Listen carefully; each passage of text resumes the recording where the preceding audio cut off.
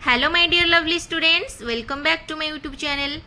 सो students, आमे पूर्व video रे लेसन 3 गुड मॉर्निंग पोएम टी को पढ़ी थिले एवं तार comprehension activity Madhya करिथिले।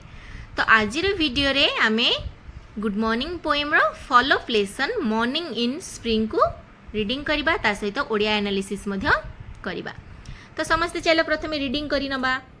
Morning in spring, the years at the spring and days at the morn. Morning at 7, the hillsides dew pearled. The larks on the wing, the snails on the throne. Gods in his heaven, all's right with the world. So students, आमर reading हो गला। तुम्हें माने एही poem टी को भल भाबरे मन रखी देबो। तो देखो एठी एही पोएम टी रो राइटर होउचंती बा पोएट होउचंती रॉबर्ट ब्राउनिंग। रॉबर्ट ब्राउनिंग ये पोएम टी को लिखिचंती। बुझी पाछो पिला माने। एबे चलो यार ओडिया मीनिंग बुझिबा। Students look at here. Follow up lesson means अनुश्रुत पाठ। मॉर्निंग इन स्प्रिंग मीन्स बसंत ऋतुर सकाळ। बसंत ऋतुरे सकाळ केमिति देखा जाए एठी रॉबर्ट ब्राउनी वर्णना करिसंती। बुझी पाछो पिला माने। बसंत ऋतुरे सकाळटी बहुत सुंदर लगे कहीं ऋतु राजा बसंत। बसंत को आमे ऋतु मानकर राजा बोली कहती। आमर नॉर्मली 6टा ऋतु थाए, ता मध्यरु स्प्रिंग सीजन बा बसंत ऋतु सबुठु भल सीजन। एथिरे ना बेसी गरम हुए ना बेसी ठंडा हुए, पूरा नॉर्मल पाग। आउ बहुत फूल फल भी हुए ई सीजन रे, बहुत भल। पूरा माने गछलता शीत परे बसंत आसे। शीतरे कौन होता है ना पृथ्वी टी डल देखा जाए, गछ पत्र सब झड़ी जाई थाए। तो बसंत ऋतु आसला माने गछरे सब पत्र कौली की नुआ नुआ पूरा पत्र आसे, कौलिया देखा जाए, गछ पूरा पूरा ग्रीन देखा जाए हैला। आउ बहुत सुंदर सुंदर फूल मध्य फुटी थाए। आ बसंत ऋतु रे को चढ़ई बोबाई कहलो पिला माने, एटा मते कमेंट रे तुमे माने जणैबो हैला। तो देखो पिला माने एही पोएम टी रे हमर पोएट रॉबर्ट ब्राउनिंग से बसंत ऋतु रे सकाळटी केमिति देखा जाउची ताहा वर्णना करिसंती। तो एबे चलो यार ओडिया मीनिंग बुझिबा। मॉर्निंग इन स्प्रिंग मीन्स बसंत ऋतु रे सकाळ। बसंत ऋतु रे सकाळ किपरि देखा जाए एठी कवि वर्णना करचंती। The years at the spring means बसंत काल रे वर्ष। अच्छा पिले माने तुमे तो भलो भाबे जानिछ जे वर्ष को 12 मास एवं 6 ऋतु। शीत ऋतु पर बसंत ऋतु आसी था स्प्रिंग सीजन। तो स्प्रिंग सीजन को समस्ते पसंद करती। गछलता पशु पक्षी मनीष समस्ते बसंत ऋतु को पसंद करती। जो प्रत्येक ऋतु को आमे 2 मास धरी था। वर्ष को 12 मास माने प्रत्येक 2 मास रे गोटे गोटे ऋतु आसी था। तो शीत ऋतु रे नॉर्मली कौन होता है, पूरा गछ लता पूरा पत्र झड़ा दे था, पूरा सुखा सुखा देखा जाए, पूरा ड्राए देखा जाए। किंतु बसंत आसला माने पत्र कौली की बहुत सुंदर देखा जाए आम पृथ्वी। तो कवि एठी बसंत ऋतुर जो 2 मास टोटाल वर्ष को से प्रेजेंट करछन। माने टोटाल वर्ष सारा कवि को से 2 मास ही भल लगे। को 2 मास ना बसंत ऋतुर जो 2 मास थाए हैला। से कवि से 2 मास को गोटे वर्ष सहित कंपेयर करिसेंती, तुलना करिसेंती। And days at the morn means सकाळ समयर दिन। सकाळ समयर दिन माने कौन, सकाळ आमर दिन आरंभ हुए जेते सूर्य उदय होती आमर दिनटी आरंभ हुए। तो सकाळ जेमिति लगे बसंत ऋतुर सकाळ, तांको दिन मान भी से सकाळर अनुभूति को दिन मान बितेई देई थांती। सकाळर अनुभूति रे दिन मान से बितेई दियंती। के कवि, केवल कवि नुहे समस्ते जेते भी जीवजंतु अछंती, काहे ना बसंत ऋतु को समस्ते बेसी पसंद करंती। मॉर्निंग एट 7 मीन्स 7टा बेलर सकाळ। जेहेतु आमे ए पोएम रे सकाळर दृश्य को वर्णना करिबा, तो मॉर्निंग एट 7 7टा बेलर सकाळ। बुझी पारछो, पूरा सकाळ टाइम टा बहुत भल लगी थाए। बुझी पारछो पिला माने। The hill sides dew pearled means पहाड़ कड़ मुक्ता सम शिशिर बिंदु मंडित। अच्छा सकाळ समय तुम तो भल भाव जानिछ काकर पड़े हैला। तुमे माने देखिथिबो जेतले तुम बाड़ी बगीचा रे बुलुथिबो काकर सब जेतले घास ऊपर पड़ी पर्ल भाया देखा जाए छोट छोट धड़ा धड़ा मुक्ता जमी पड़ा भाया देखा जाए। तो hill side due fall means कौन पहाड़ साइड रे जो गछ सब माने घास छोट छोट सब उठी थाए तापर जो काकर पड़ जाए से जमी मुक्ता सदृश देखा जाए। कविटी कंपेयर कर सतर कौन मुक्ता हाथ मारिदेले पानी किंतु देखा जाए आमको कौन मुक्ता भाया। तुम्हें माने बिलरे किंबा निज बाड़ी बगीचारे देखी काकर पड़े सब जमी छोट छोट पर्ल लगे भाया देखा जाए। The larks on the wing larks means पिला माने कौन कहल लार्क्स को पक्षी को आम कहती भरतिया पक्षी भरतिया पक्षी को आम लार्क कहती यही पक्षी है ताकू लार्क कहती। भरतिया पक्षी डेणा खोला अवस्था सकाळ है माने नॉर्मली पक्षी माने सब कौन निज निज खाद्य संग्रह बाहरी जाती राति से बसारे रेस्ट करती सकाळू से डेणा खोलिकी उड़ीकी निज खाद्य संग्रह बाहरी जाती माने बसंत ऋतु बेसी भरतिया पक्षी आकाश में उड़ीबार देखा जाती बुझीपार। भरतिया पक्षी जमी कवि कंपेयर करमी भरतिया पक्षीर डेणा खोलारे आकाश सुंदर देखा जाए सकाळ आसे बुझीपार। कवि विभिन्न प्रकार जीवजंतु को लेकिन कविता लिखती आउ सेमानक सहित तुलनात्मक चित्र प्रेजेंट करती आम सामने बुझीपार। The snails on the thorn snails on the thorn means snail means कौन गेंडा थ्रोन मीन्स कंटा snails on the thorn means कंटक उपर गेंडा।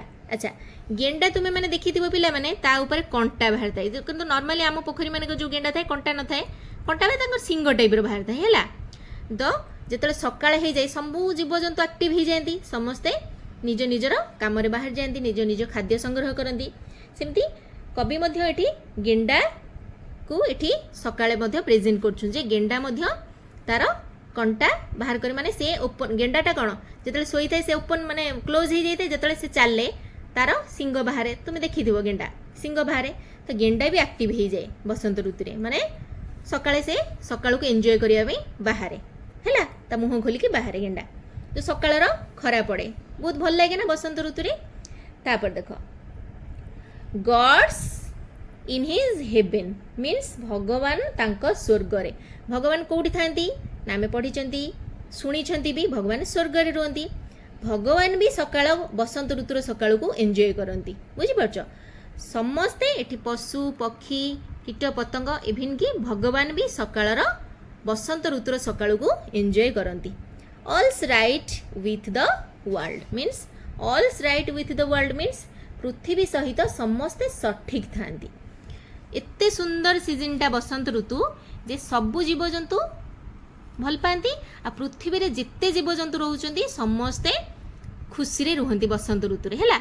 बसंत ऋतु को कहीं भी हाथ छड़ा करने चाहते समस्ते चाहती सारा वर्ष बसंत ऋतु हो जाते कि बसंत ऋतु जमीतिया क्लाइमेट सेमती सारा वर्ष हो जाते कि आम बहुत भल भाव में एंजॉय करूँ।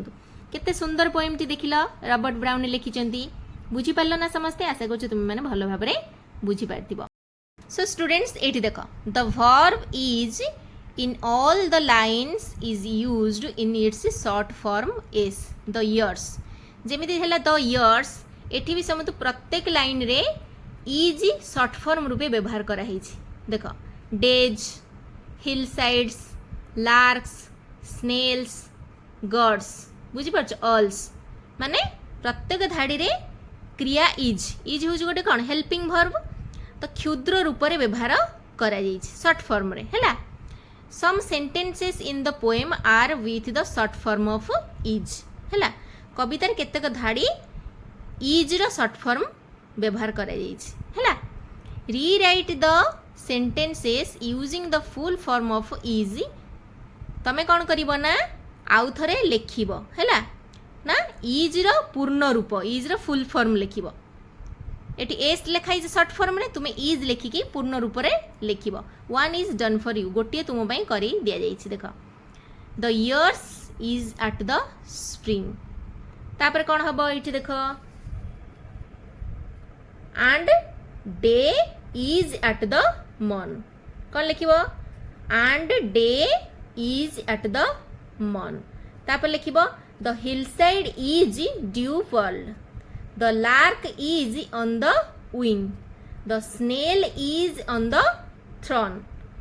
God is in his heaven. All is right with the world. तो यहीटा तुम्हें मैंने निजे निजे कर बुझी पार्छ पिला माने। स्टूडेंट्स ये देख गुड मॉर्निंग पोएम रो किछिटा एमसीक्यूज अच्छी याकू आम एबे प्रैक्टिस करिबा। The girl does not say good morning to the dash. झीटी काहा को गुड मॉर्निंग कहे नाही। तो ऑप्शंस रे अच्छी हिल्स स्काई विंड्स सन। झील काहा को कहे नाही गुड मॉर्निंग ना हिल्स को कहे नहीं गुड मॉर्निंग। तो ऑप्शन ए आमे ठीक मारिबा हिल रे बुझी पारछ हिल्स रे। Then question number 2 the girl does not say good morning to काहा को कहे नहीं गुड मॉर्निंग। बर्ड्स अच्छी ग्रास अच्छी रिवर अच्छी और बीच अच्छी। तो ऑप्शन सी हम रिवर बुझीगला पिला माने। Question number 3 the girl is dash. Worried अच्छी हैप्पी अच्छी सैड अच्छी एंग्री अच्छी। झीटी बहुत खुशी थिला। The girl is happy. In the poem good morning is used. यही पोएम रे गुड मॉर्निंग केते थर यूज करा हैची। जो गुड मॉर्निंग पोएम टे हमें पढ़िले सेथिरे गुड मॉर्निंग केते थर यूज करा हैची ना 5 टाइम 5 थर गुड मॉर्निंग यूज करा हैची। The girl says good morning to the dash. झील काहा को गुड मॉर्निंग कहिची। ये ऑप्शन 4टा अच्छी आ भितरु देखिल हिल को कहिनी मून को कहिनी रिवर को कहिनी किंतु स्काई को से कहिची। The sky is the right answer. Then how many time I am used in the poem. यही पोएम रे आई आम केते थर यूज करा हैची। आई आम देखो एटा बुझे शॉर्ट फॉर्म हैला। आई आम रो शॉर्ट फॉर्म एमती लिखा जाए। तो आई आम 2 टाइम्स यूज करा हैची। तुमे माने पोएम को आउथर पढ़िले जानि परिबो। How are the bees. बीज माने केमितिया रंगर थिले reddish green brownie and yellow. को कलर रे थिले ना ब्राउनी थिले हैला धूसर रंगर थिले। Who is the poet of the poem. यही जो पोएम जे हमें पढ़ुथिले गुड मॉर्निंग।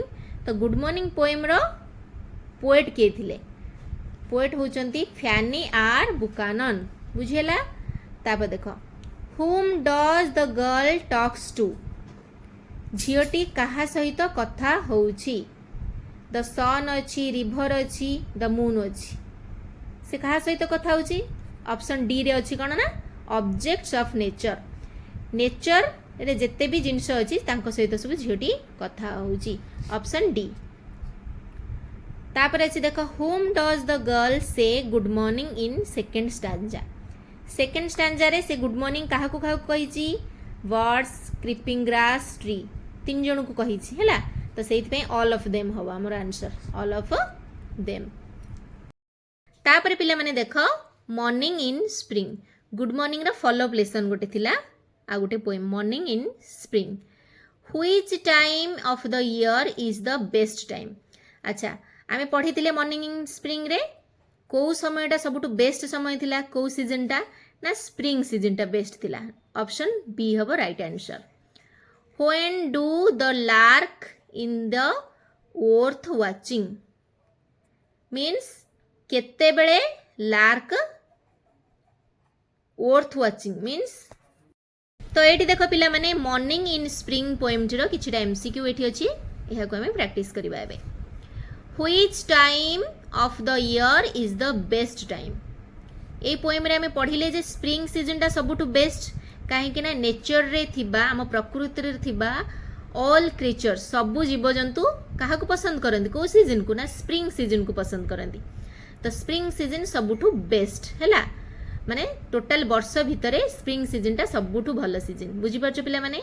तो ऑप्शन बी हम right answer. Then question number 2 when do the lark is the worth watching.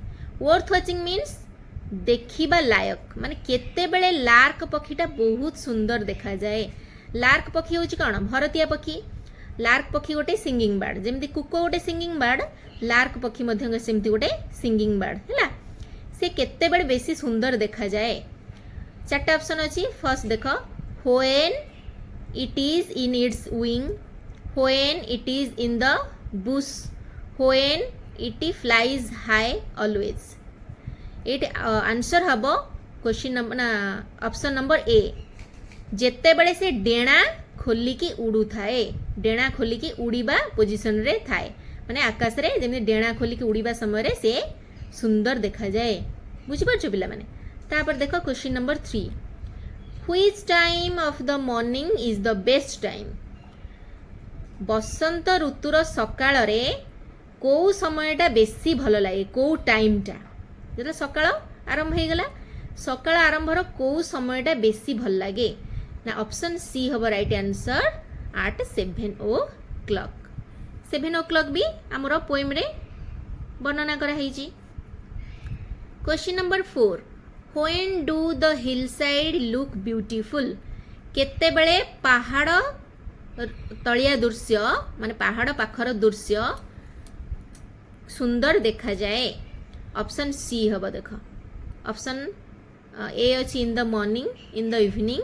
Option C ଅଛି ହ୍ୱେନ୍ ଇଟ୍ ଇଜ୍ ଡ୍ୟୁ ପର୍ଲଡ୍, ଯେତେବେଳେ ଶିଶିର ବୁନ୍ଦା ବା କାକର ବୁନ୍ଦା ସବୁ ଘାସ ଉପରେ ପଡ଼ିଥାଏ, ସେତେବେଳେ ହିଲ୍ ସାଇଡ୍ ବା ପାହାଡ଼ର ପାଖ ସବୁ ସୁନ୍ଦର ଦେଖାଯାଏ।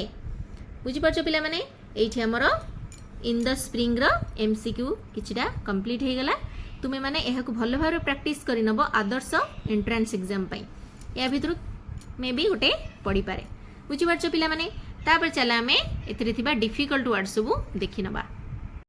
स्टूडेंट्स तुम बुक रे किछिटा वर्ड नोट अच्छी माने डिफिकल्ट वर्ड्स अच्छी और तार मीनिंग मध्य अच्छी, तुम मैंने यहाँ भल भाव में प्रैक्टिस करनब कहीं आदर्श एंट्रेंस एग्जाम हो कि स्कॉलरशिप हो से वर्ड मीनिंग पड़ुची, वर्डर अपोजिट वर्ड भी पड़ुची, जहाँकि तुम मानक बहुत हेल्प कर तुम्हें जब भलसे प्रैक्टिस कर। ठीक अच्छे तो वीडियो जब भल लगी लाइक करदेव, सांगों सहित शेयर कर, मो चैनल को सब्सक्राइब करनब। पुणी देखा आ गोटे नुआ वीडियो रे नुआ लेसन सहित। से पर्यंत रहुची, take care and bye bye.